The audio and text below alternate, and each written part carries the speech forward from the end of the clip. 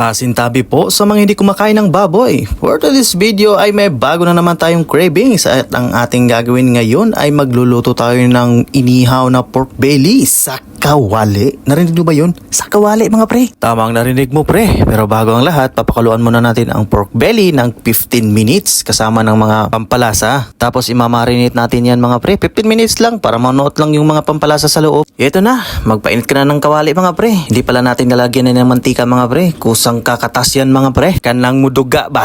Saglit ng luto lang din ito mga pre. Mga 15 to 20 minutes, luto na yan pre kasi napakuluan na natin yan. O diba? Parang inihaw lang pre. Makakaluto ka rin ng mga ganyan dito sa Dubai kahit nakapartition ka lang. O ikaw, alam kong natatakam ka rin. Kaya gayahin mo na to kung paano gawin. Masarap sa pulutan to pre. Para-paraan lang yan. Maluho kasi ko. Medyo magasta, mahilig kasi ko. Yaman gumasta, wala na tong tira.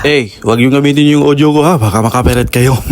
Ito na ang pinakahihintay ng lahat. Hango ng kagat. First bite. Ano na? Ikaw, hanggang tingin ka na lang ba? Alam kong namimiss mo rin ang inihaw.